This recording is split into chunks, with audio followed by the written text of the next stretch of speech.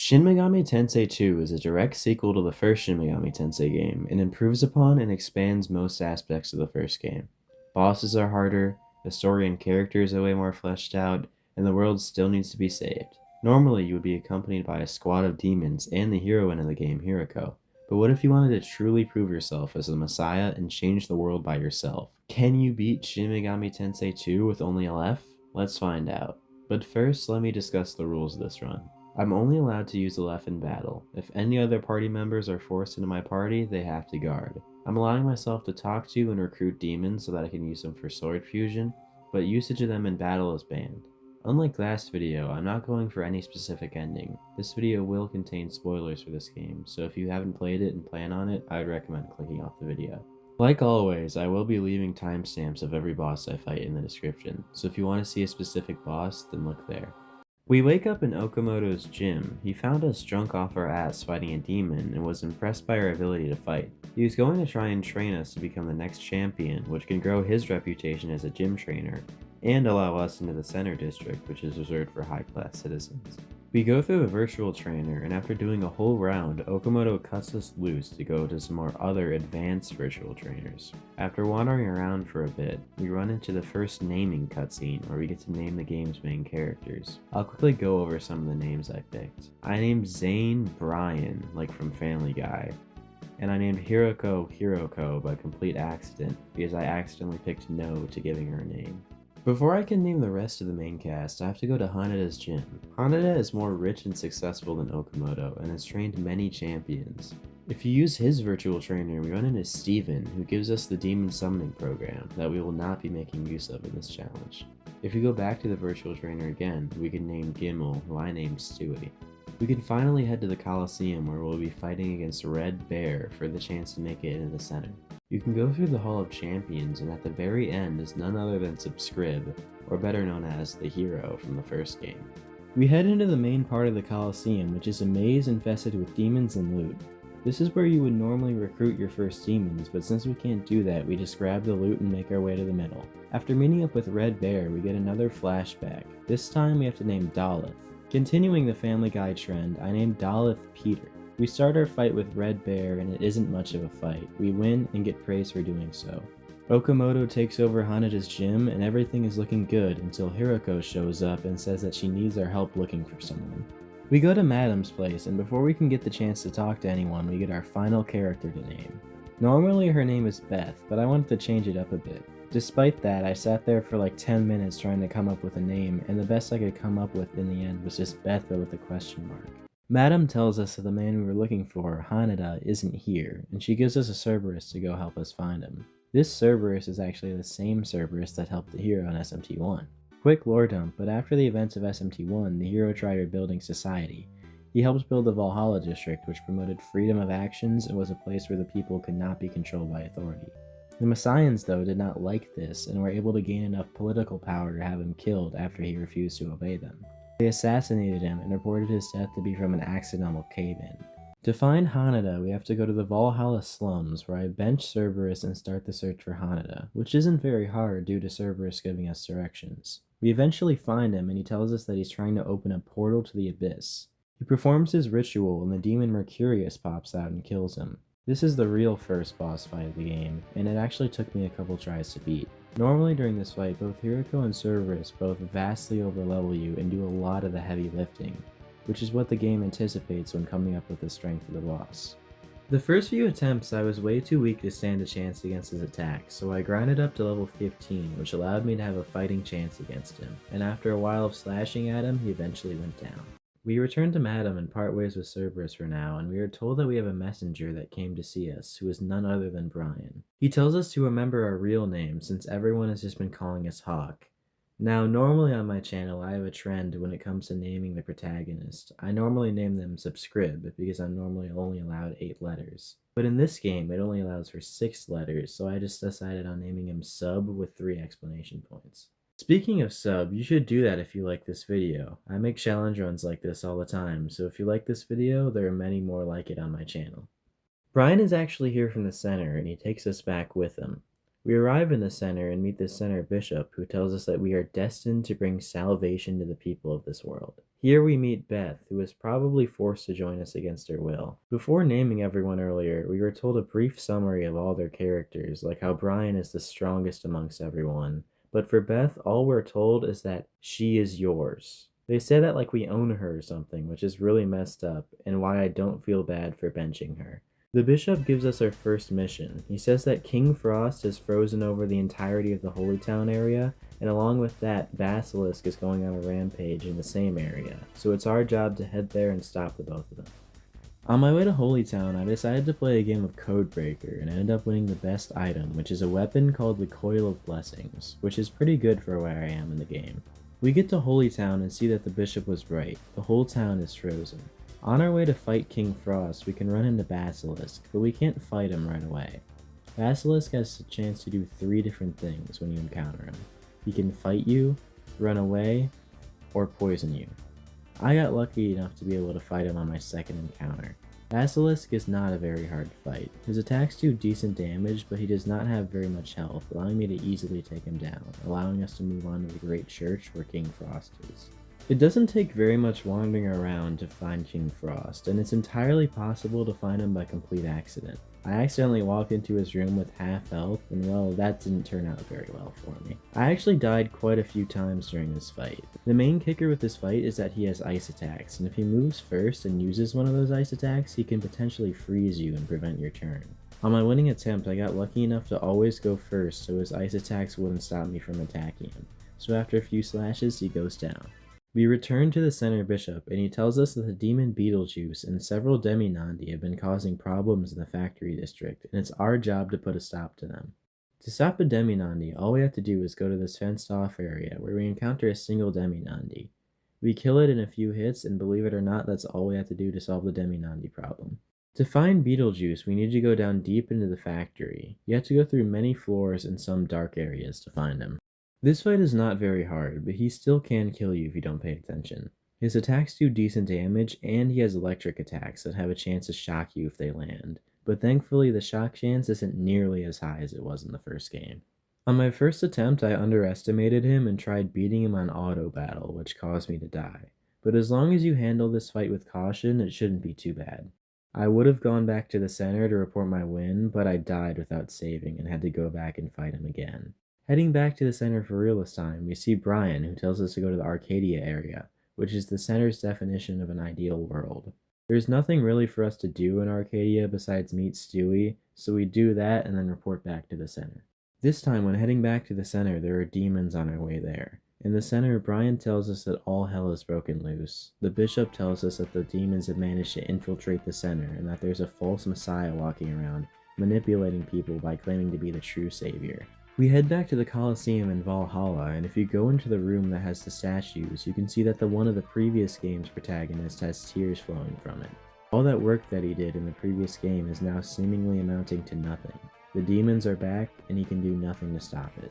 If we go to the middle of the Colosseum, we can see none other than Peter, who starts up a fight with us. This fight is easy but weird. He goes down multiple times, only needing a couple hits each time. After a while, he unleashed what is described as a brutal attack, but Beth jumps in front of us, sacrificing her life for ours. The rest of the fight is easy. We defeat Peter and have the option to finish him off or not. Beth tells us not to kill him, so I chose not to. After the fight, a child hands us a note, and on the note is someone named Hecate telling us to meet up with him so we can hear the truth. When we get there, Hecate seems to know us, but we have no memory of him. He says that he will tell us everything about ourselves if we go save Virocana, who is currently imprisoned in the factory district. On our way to the prison, we run into Peter, who is fully healed despite it being like 2 hours since our fight. I have nothing to say about this fight except that I beat it on auto battle. He drops the Mars pillar and then he runs off. Anyone unfamiliar with this game might not know this, but there are 7 different pillars based off the planets scattered throughout random points in the game, and to beat the game, we need all 7 of them. Exiting the area I was just in, I run into a shrine, and inside that shrine is Kodo Shironishi, who has been turned into stone. If you use a D-stone item on him, he returns back to normal and thanks us for helping him. We'll have to come back here for a mandatory quest later in the game. Progressing further, you run into Janus, who has the ability to buff themselves and debuff us. In this game, since there are no items to do so, we cannot buff ourselves or debuff enemies. We also cannot remove debuffs from ourselves or remove debuffs from our enemies. This makes enemies who have buff and debuff moves have the potential to be very dangerous. An example of this would be Neo from my last run. His attacks weren't very dangerous, but he could buff his defense to the point where each of my attacks only did 4 damage. Despite all that, Janus goes down too quickly to fully abuse their moveset. Later on in the dungeon, we run into the demon Nausea, who becomes our minion for completely free. We are going to need her for help later with the story progression, but don't worry, she's not going to be used in battle. Continuing on into the dungeon, we run into Brian, who is not very fond of us trying to break Hiroko out of prison, so he starts up a fight with us. Brian's attacks are surprisingly powerful. He can rack up a lot of damage if you aren't healing at the proper times, but he really only has physical attacks, so if you're mindful of your healing, you can take him down pretty easily. We have to have Nausea in our party if we want to free Hiroko, because it seems like she has been brainwashed into not wanting to leave. Nausea fuses with Hiroko, which raises her stats and allows her to remember what happened and who we are. You might think that since Hiroko is free, we can go back and talk to Mikata, but you would be wrong, because the center, in an attempt to hide the truth from us, had Abaddon swallow the entirety of the Valhalla district. Cerberus meets up with us and says that you wouldn't believe what he's just been through, and honestly, I believe him. I mean, Abaddon swallowed the entire district and left nothing but a blank void. If we head back to Holytown, we can see that Brian is protesting against the center and wants us to fight back against them. We head deeper into the underworld and come across Peter again.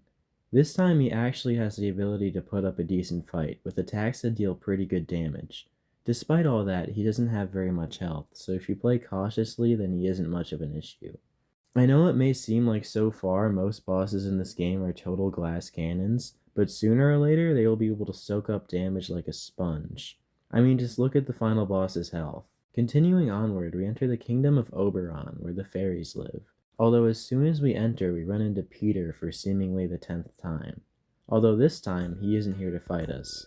He has a guy named Puck throw infidelity sap on us, which was supposed to make us fall in love with the first person we see, but Hiroko jumps in front of us so it hits her instead of us. Puck runs off and Hiroko falls in love with Peter, who then runs away. Then a girl named Anun walks in and reveals that she was the one we were supposed to fall in love with. This plan sucked. I mean, even if the sap landed on us, Anun wasn't even in the room yet, so wouldn't we have just fallen in love with Peter?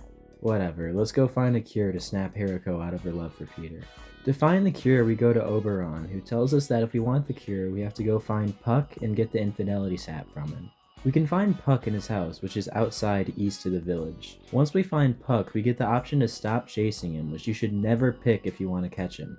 Every time we choose to continue going after him, he can throw bombs at us that either damage us or inflict status ailments on us. His house is also equipped with warps that you have to navigate around. This is why I hate Puck so much. He is super annoying to deal with. Once you finally corner him, he offers to give us the sap for 10,000 Maka, which there's no way in hell I'm doing that. He then offers to give it to us for free, which I also said no to. And if you do that, he gives you the sap for free, along with giving you 10,000 Maka, which is what I decided to do. I lost my footage for the next part, but all we do is find Hiroko and cure her from being charmed. The next thing of footage I have is me fighting Baphomet, which is a rude awakening compared to the last bosses I have fought, and is the hardest boss so far. He has 760 HP, does a lot of damage to us, and can inflict a variety of ailments, including happy, charm, and panic. The thing with Baphomet is, he doesn't necessarily serve as a risk in one department, but when he combines all his moveset, it makes him a real threat. If we get inflicted by ailments one turn, then there is a chance we won't be able to move the next turn, or even for a few turns after that, which makes it so that we aren't able to heal if our health gets low. This is just one of those battles where you can't do much strategy-wise, you just have to hope that you don't get put in a bad situation. But after around 30 minutes of attempts, I was able to get an attempt lucky enough to take down Baphomet. Next we have to meet up with Hiruko, not Hiroko, but Hiruko, who asks us to help him revive Masakato. He tells us that he was split into 6 parts, and he needs us to go find them and bring them back to him so that he can revive Masakato. The various parts are scattered throughout the place, but most of them are found in various shrines you can find throughout the underworld. I walked into one and am faced with Sarutahiko, who starts up a fight with us. I spent like 20 minutes fighting this guy just to give up and to come back later. There are various reasons for this. He does a lot of damage to me, easily being able to do more than 100 damage in a single turn. He also has 1200 HP, which is quite a lot for this point in the game. But the main reason is that he has 2 healing moves. Diorama, which can heal him for around 100 damage, and Rest, which according to the wiki heals the HP equivalent to 3 times the HP used to cast the move. That seems pretty vague, but surely it doesn't heal for too much, right? Well, the SMT wiki says that the move Rest costs the enemy 5% of its HP, so each time Rest is used, Sarutahiko heals 15% of his health, which is 180. To put this into perspective, my gun, which is what I'm using for this fight, can shoot 3 to 8 shots that deal between 11 and 15 damage each, probably placing my average damage around the 50 to 75 range per turn. That might not seem too bad, but Sarutahiko loves to spam healing moves, and even when he isn't doing that, it's not much better because his attacks also hit like a truck. I'll come back to this fight later, hopefully strong enough to take him down. The next shrine I go to, thankfully, is not nearly as bad as the last one. There isn't even a boss in this one. You just have to find Sukuna Hikona and take him with you to the outside of the dungeon, where he gives us Masakato's left leg. Next, I return to the place where we fought Baphomet earlier, and we get Masakato's right arm. I then return to the guy who we freed from being stoned earlier, and he gives us Masakato's torso. Then, if we head back to Holy Town and go to the 3rd floor of the Great Church building, we can run into this guy who is offering to sell Masakato's head to us, which is really weird. He tries to sell it to us for 20,000 Maka, but we can haggle him down to 10,000 or mug him so we don't have to pay for it. I chose to mug him because it's not like it's his head anyways, we're basically just stealing back something that's already been stolen. Heading back to the underworld, our next stop is this maze-like building, which I honestly spent way too much time in. Anyways, after a while we run into Oyamatsumi, who wants our help getting out of the building, and honestly, I don't blame him. Once we help him out, he gives us Masakato's right leg. We now have the head, torso, right arm, and both legs, which only leaves us one place to go, and that place is none other than back to Sarutahiko. This fight requires a lot of luck. You do not want Sarutahiko to use his healing moves. My strategy was to use my gun against him and wait till the last minute to heal, so I could do the most damage to him as fast as I could. This strategy, along with a good amount of luck, allowed me to finally beat Sarutahiko after an hour, getting us the last part of Masakato, his left arm. We meet back up with Hiroko, and he tells us that we need to fuse all the body parts together, so we head to the Cathedral of Shadows to do so.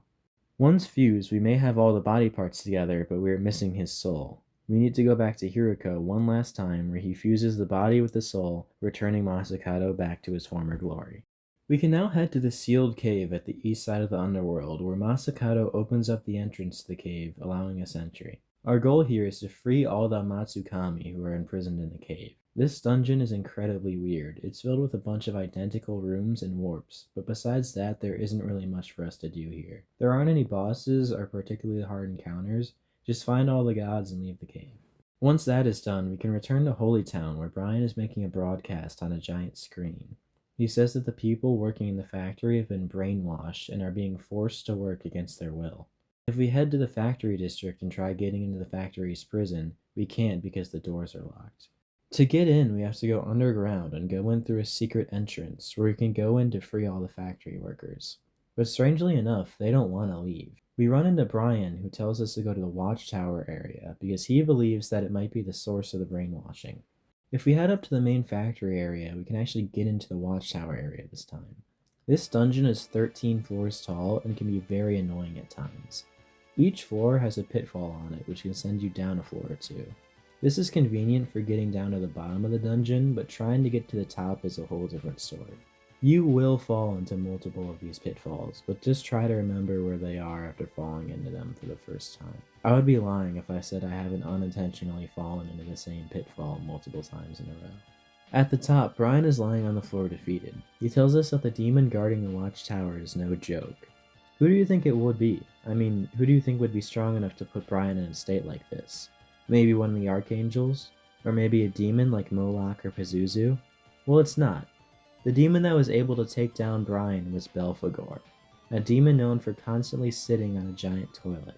I mean, I guess that allows him to keep watch 24/7, but still, that's gross. This fight isn't very hard. His moveset consists of mostly magic attacks that don't do very much damage, but he can inflict a variety of ailments on you. It didn't really bother me that much though. Maybe if he actually bothered to stand up, then he could actually put up a fight, but he's really just a tank that isn't able to deal much damage. Just attack and heal when needed and you'll be fine. After beating him, he fades away but leaves behind the giant toilet. We can now access the main part of the Watchtower, where we meet a woman named Siren. It turns out that her singing is what is brainwashing all the factory workers, but she's not doing it because she wants to. She was forced to do so by the center. Even with Belphegor gone, she can't stop singing, so we have to go back to Holy Town and go to the second floor of the great church building, where this guy gives us the sleeping doll. We then have to return to where Hanada tried opening the portal to the abyss earlier in the game. This time, to open the portal properly, we need to place the laughing doll, the crying doll, the angry doll, and finally the sleeping doll. Once we do that, we can enter the abyss. If we head south, we can run into a man named Peterson, who tells us that his lover is none other than Siren, and asks us to bring him back to her. Before we head back there is one thing we can do. If we head northeast, we can run into Arcadia residents who, despite living in paradise, are looking for the one thing they don't have: immortality. But wait, what are the people who are supposed to be living in paradise doing in the abyss? If we go further east, we run into a distortion, and if we enter it, we get teleported into a building that reveals that Arcadia is not a real place. All of its residents have their brains hooked up to a computer, which means Arcadia is some sort of digital reality that just feels like actual reality. The building is filled with these people, but after a while of walking through, we run into none other than Stewie, who looks a bit different than he did in Arcadia. And now that we know his secret, we aren't allowed to leave here alive. This fight is very easy. Stewie doesn't put up much of a fight. His magic attacks are very weak, and he has a lot of support skills that don't do very much to help him. He went down very easily, so there isn't much to say about this fight. After he goes down, the computer asks us to put our name into the system as the new savior, and we are presented with 3 options. We can enter our name into the system as the new ruler of Arcadia, leave and let the system keep going as it is, or destroy the system, which would shut down Arcadia as a whole. I chose to destroy the system, because in my mind it's wrong to claim that Arcadia is an ultimate paradise, and it's still a product of the center that is used to keep people believing in them. With Stewie out of the way, we can take Peterson back to Siren, and with the 2 lovers finally reunited, Siren is finally able to stop singing, freeing the people of the factory district from their brainwashing. Fun fact, the factory music is actually different before and after freeing Siren. Beforehand, the theme is Siren singing, but afterwards it's just the basic field music.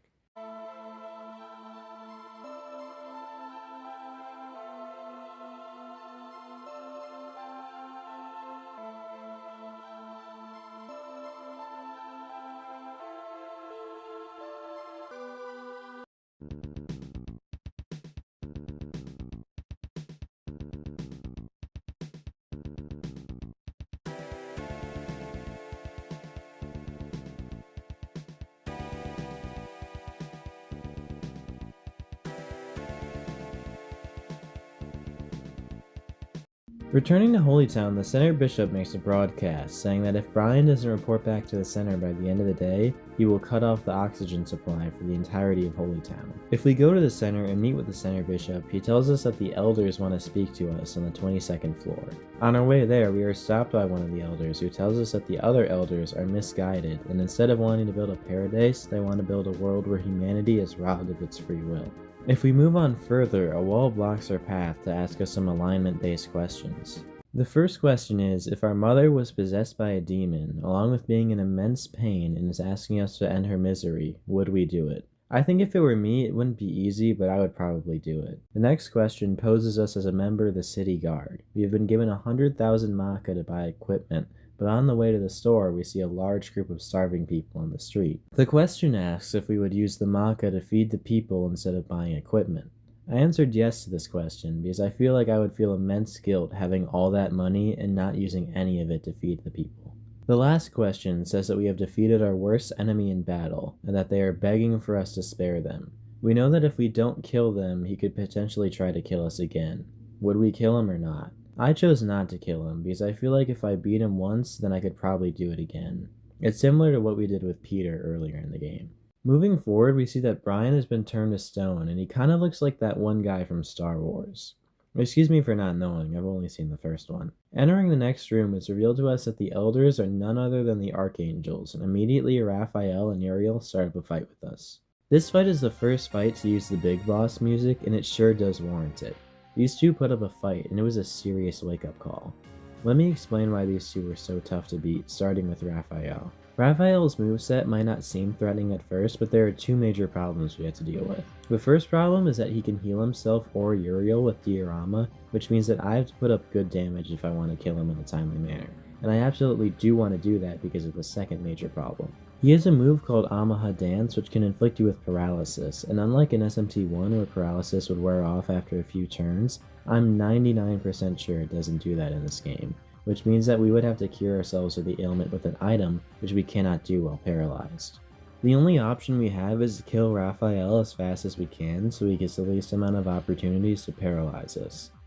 Uriel, while still annoying to deal with, is not nearly as bad as Raphael. He has lots of different physical attacks which aren't really that much of a threat to me, but he does have rest, which still sucks. Other than that though, he isn't too annoying to deal with. I came into this fight dealing 1 to 3 hits of around 24 damage each, which is not nearly enough to take down Raphael efficiently, especially since he has Diorama.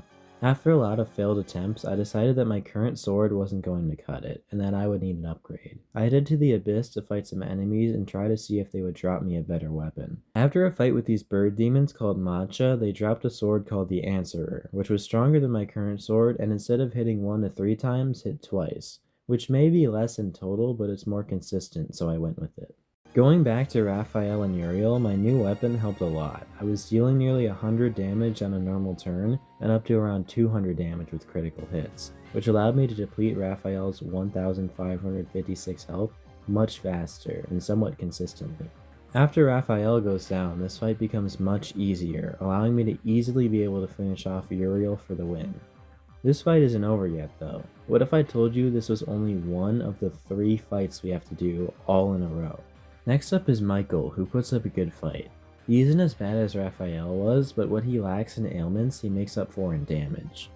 He's capable of dealing lots of damage to you with moves like Megidolion and a move called Violet Flash, which has a guaranteed half of your HP. He can also use his physical attack up to 6 times in a row, which deals a lot of damage. Take this fight as slow as you need and make sure to stay healthy, and after a while Michael will go down. The third and final fight of this encounter is God. If you can't tell already, this isn't the real Yahweh, it's just a fake made up by the elders. This is probably the easiest of the 3 fights. His damage potential is lower than Michael's. Most of his moves are just multi-target spells for each element, which don't do very much damage. He only has one really threatening move, and that is False Mouth of God, which binds the person in the party with the lowest intelligence. And since I'm the only person in the party, it's guaranteed that I get binded. Although it's not a huge deal, since bind only seems to last a few turns in this game. Spoiler alert for later, but the real Mouth of God move is a lot worse. Anyways, this fight should be pretty easy to win, especially after the fights needed to get here. The Elder from before congratulates us on our victory, and reveals that they are actually the Archangel Gabriel. She tells us that she stopped agreeing with the other Elders when they tried to use the Millennium as a means to enslave its population, instead of preparing them for the 1,000-year kingdom. She then tells us that Brian is waiting for us, so that we should go see him. Brian thanks us for helping him, and as we are talking, we get an emergency notice that there is something happening in Holy Town. When we get to Holy Town, we see the tail of a monster breach the surface, and to stop it, we need to head back into the Abyss. To get to the Abyss, we need to go to the Underworld and place 7 pillars that are scattered throughout the game on certain altars. The pillars are scattered throughout the entirety of the game. You get the first one as early as the Peter rematch. I'm not going to go over how to get all of them, since that doesn't really relate to this run. Once you place all the pillars, they form a hexagram and you get transported into the Abyss. Going into town, we can meet Steven, who sets up a terminal system for us in the Abyss, allowing easier travel between the surface, underworld, and Abyss. The Abyss is huge and consists of many different towns and areas for us to explore. To keep going through the Abyss, we need to get to Yetzirah, which is blocked by the demon Hecate. This fight is another hard one. Hecate has a lot of difficult moves for us to deal with, including Diorama, Mudo, and Mudun, which are 2 instant kill attacks. She has Marin Karin, which charms us, and she has a move called Devil's Kiss, which lowers our level. The only saving grace is that she only has 888 HP, which is not a lot for this point in the game. But even with that, she can still heal herself and kill you instantly with a Mudo spell. Speaking of Mudo, you know how in modern Megaten games, Mudo normally has like a 20 to 30% chance of working when used on you? In this game, I swear the odds it kills you is like 75%. It seems to happen more times than not. I tried this boss fight for legitimately an hour straight. I was using a calculator to track how much damage I had done to her after each attack, and no joke, 30 minutes in, I got her down to 37 health, which is less than one hit away from killing her. Here's a picture of my calculator to prove it. As you can clearly see, it's low on battery from how long I had been attempting this boss. There is no strategy for this fight, other than to try and kill Hecate as fast as you can. Unlike in SMT1, where there is an item called a talisman that prevents you from instant kill moves, there is no such thing in SMT2, meaning that I have no protection against instant kill moves. The strategy for this fight is to do as much damage as you can to her as fast as you can, so she has the least amount of opportunities to cast Mudo. After over an hour of attempts, I finally got lucky enough to take her down.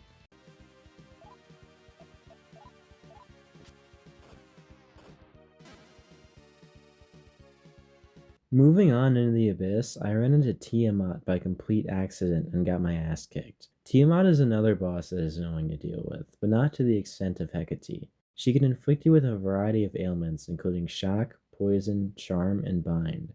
She also has Devil's Kiss, which is the same as it was during the Hecate fight. This fight wasn't too bad, though my gun attacks did around 150 to 190 damage per turn, which allowed me to shred through her health in a short amount of time. And since she lacks any instant kill moves, nothing is stopping me from quickly gunning her down. This point of the Abyss has lots of story progression, but more importantly for this challenge, lots of boss fights. The next fight is against Crowley, who is mad that Lucifer prevented him from holding Sabbaths, and that he is so freaking horny. This guy is actually based on an English cult leader named Aliester Crowley, who started a religion called Thelema. I honestly think it's really funny that Atlas decided to make fun of this guy who was born in 1875. This fight is incredibly easy. Sure, he has some moves that can inflict bind, but his attacks do not do significant damage to me at all. My strategy for this fight was once again just to shoot at him over and over again, which does a lot of damage. At one point I got a critical hit and it did 553 damage to him, which is about 1/4 of his health. First of all, your Jordans are completely fake. Second, you raise your chin, you have absolutely no maidens.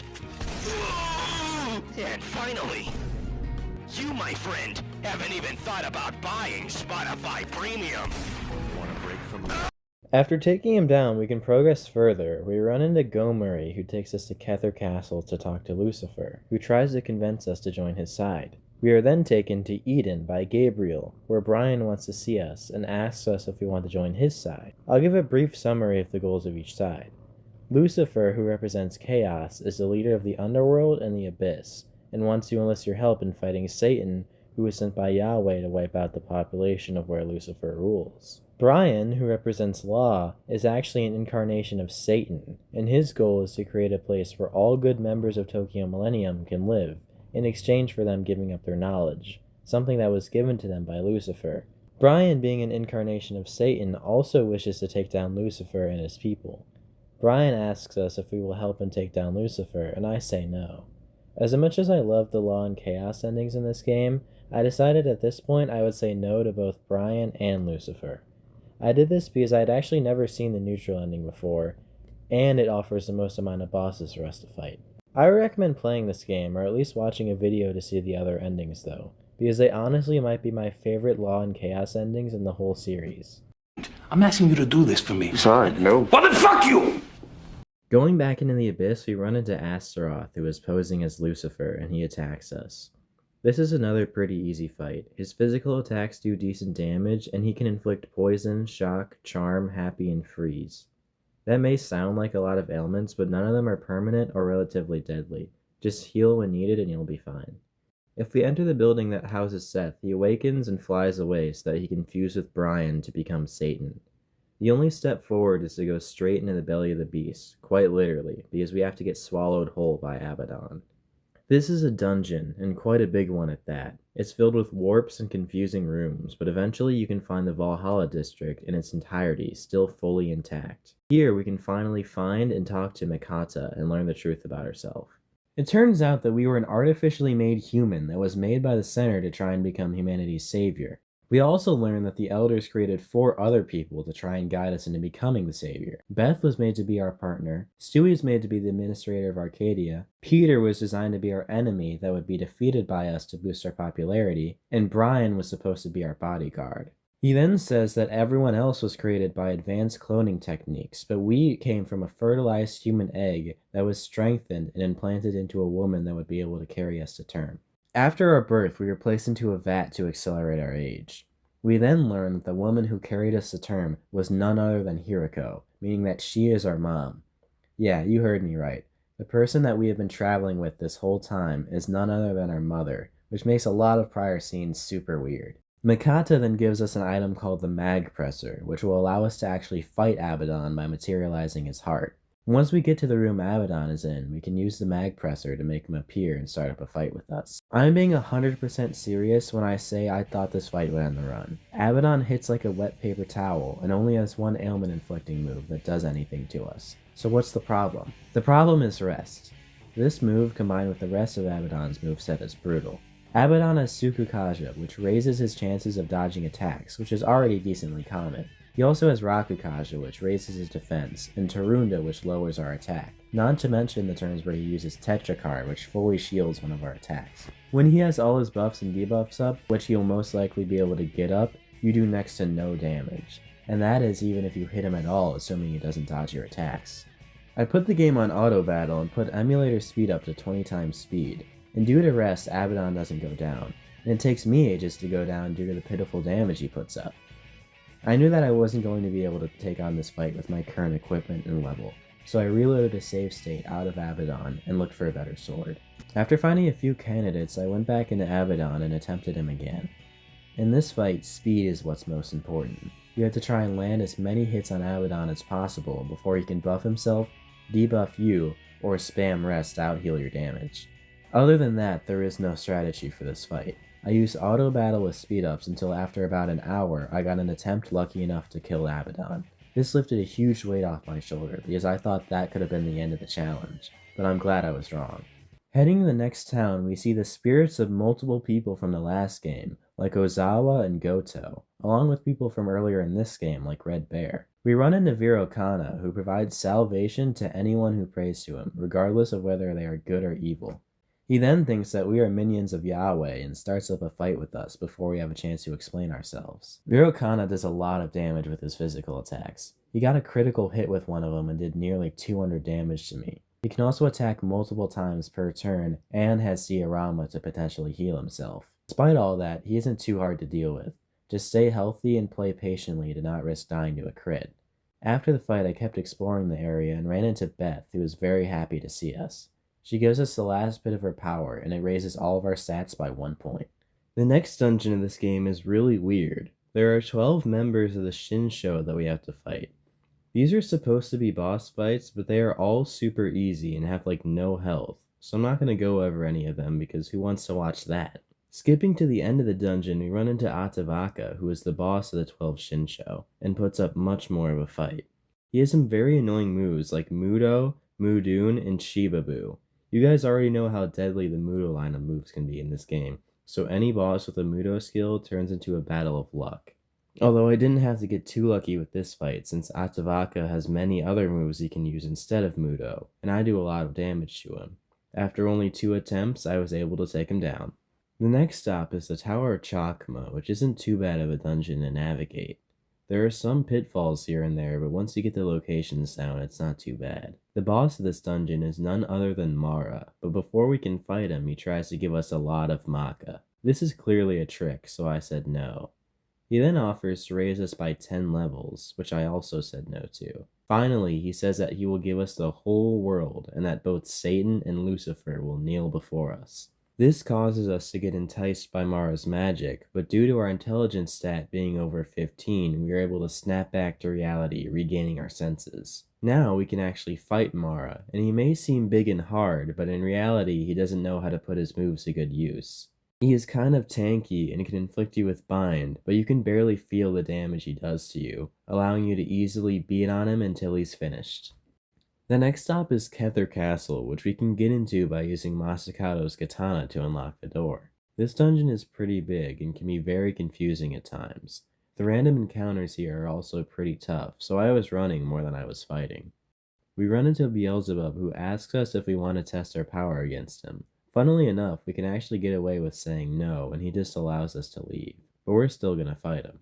Once we say yes, he transforms from human form to fly form and starts up a fight with us. Beelzebub was another wake-up call of a fight, just like with the archangels from earlier.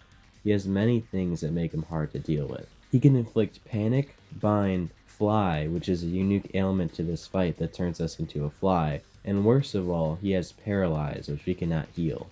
If he paralyzes us, then it's an instant loss. Beelzebub also has 6,720 HP, which is incredibly tanky and is a huge HP jump from the previous fight. And finally, he has Mudun, which like paralysis is an instant loss. So how am I supposed to get lucky enough to deal tons of damage without being paralyzed or killed by Mudun? Well, my current sword quite literally isn't going to cut it, so it's time to grind enemy encounters to get the right swords needed for sword fusion. This took me over 2 hours and was really painful, so I'll spare you guys the pain of what I went through, but there is one thing I want to talk about. I was using a sword fusion guide on GameFAQs to help with finding the right demons and knowing where to get all the swords I needed. For 2 of the swords, I needed the Fujinken and the Raijinken. The guide told me what demons dropped the swords, but said they straight up forgot where to find said demons, so I had to scour the abyss to try and find these guys. Other than that though, things went relatively smoothly, and I was able to get the Yatsuka no Ken, which has an attack set of 180 and can hit 3 to 6 times. This sword kicks ass and allowed me to easily take down Beelzebub in my first try using it. Don't worry though, this sword doesn't make the rest of the game a total cakewalk from this point on like the Masakato sword and armor set did in SMT1. There will be no pop quiz this time. With Beelzebub dead, we are able to move on to Lucifer.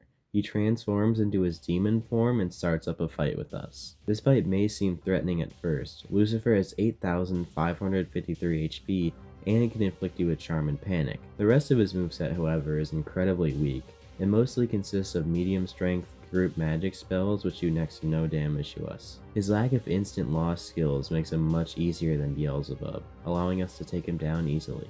Once we take down Lucifer, he says that humans are not strong enough to live on their own without help. Little does he know we've gotten all this way by ourselves. Lucifer also tells us that Yahweh ordered him to gather energy and then use the Kuzuryu to enact worldwide destruction, which would kill all humans along with the members of the Abyss. Secretly, Lucifer planned to try and use the Kuzuryu to liberate the Abyss, but Gabriel heard Lucifer's plan and readied a new weapon capable of global destruction. We are then told that soon, without Lucifer to control it, the Kuzuryu would destroy Millennium. Lucifer tells us to destroy the Kuzuryu to make sure innocent people don't die. Leaving Kether Castle, we run into Peter, who now seems to be on our side. He tells us that the Kuzuryu is at the south end of the underworld. Kuzuryu looks incredibly dangerous, but he is another boss that is nerfed by having a terrible moveset. Sure, he can inflict us with shock, bind, and poison, but none of those elements are very threatening, and his damage dealing attacks do nowhere near enough damage to be seen as threatening. There isn't much to say about this fight. I was able to take it down very easily. After the fight, Steven greets us and tells us to go to Eden, which is our last stop before the end of the game. We can't just walk into Eden because we aren't law-aligned. What we have to do is go to a specific area of the Abyss and steal Fury's robe while she's taking a bath. Is this really the only way we could have gotten in? We couldn't have, destroyed the door or something? This is the most perverted way we could have gone about doing this. We could have just waited for her to be done and then just asked to use it so we don't leave her stranded with nothing to wear. Anyways, now that we have Fury's robe, we're free to enter Eden. The inhabitants here are all genuinely good people who deserve a chance at happiness. But if you've seen the law ending of this game, you should know that the cost for happiness is high. If you go south, you can run into Brian, who tells us that he knows what he was destined to do in his life, and that he is going to return to his true form.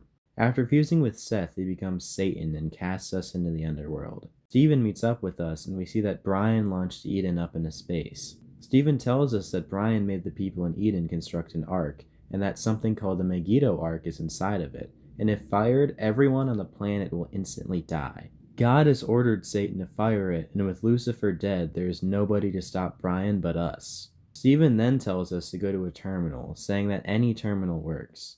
This is where if you have anything to do before entering the final dungeon in the game, you do it now, because there's no going back afterwards. Heading to the terminal, Steven is able to teleport us to the Ark. This dungeon is filled with the hardest demons of the game, and there are 5 bosses that stand between us and victory. The first boss is Sabaoth, who is one of the 3 names of Yahweh and is one of the names for God in Judaism. This guy is no problem at all to beat. He has nearly 4,000 HP, but still went down pretty quick due to how little resistance he puts up. His 2 most threatening moves are Holy Wrath, which does a guaranteed 1/4 of your health, and Sabaoth's Voice, which binds the person with the lowest strength, which is always me since I'm the only person in the party. Even with that though, he goes down really quickly. The next fight is up against Shaddai, the second name for Yahweh. This fight sucks so much. He has 3 moves that instantly make me lose. Paralyze, which if you can't guess can paralyze you. Mudo, which instantly kills you. And guess what? He has a second move that can paralyze you, called Shaddai's Eye.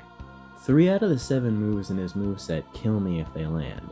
Not to mention that he can also shock me, which can potentially make me waste a turn, which is not something I want to happen. This is because I want to kill him as fast as possible, and a wasted turn is just another chance he gets to kill me. I attempted him for 30 minutes and then grinded a few levels, putting the stat points into luck of all things since my strength was already maxed out and I wanted all the damage from critical hits that I could get. My strategy was to use Masakato's sword since it has a chance to freeze him each time I hit him, and the chance of doing so actually seems to be pretty high. I went attempt after attempt at trying to beat this guy until finally, after about an hour of total attempts, this happened.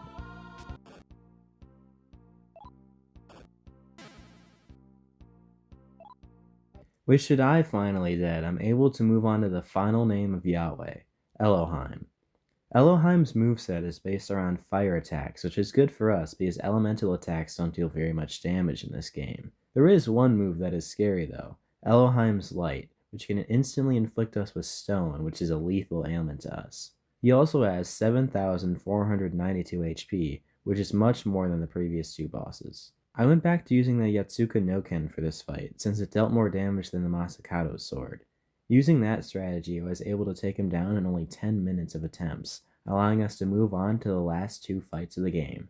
Satan has been waiting for us. He says that he surpassed everyone who was created by the Center, including us. He says that he was given a power by the true God, and that God created him to judge and punish everyone that wasn't chosen to live in the 1,000-year kingdom.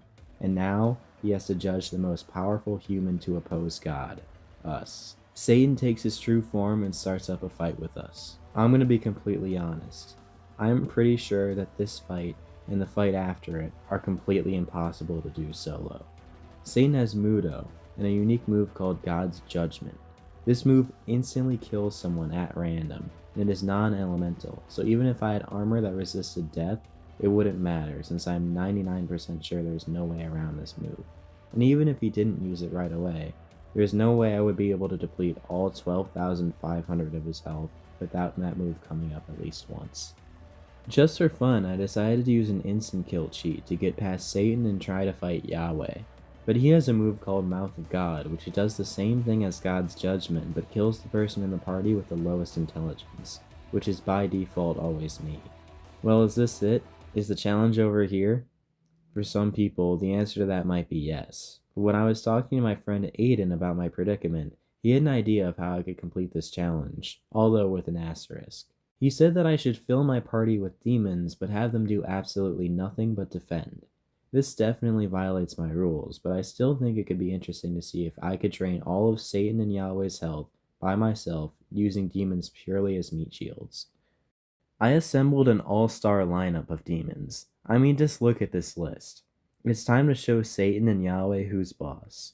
Satan is still no easy fight. Remember, his instant kill moves have no designated target, and it seems like sometimes he will just go for whoever he wants, and if that happens to be you, then have fun retrying.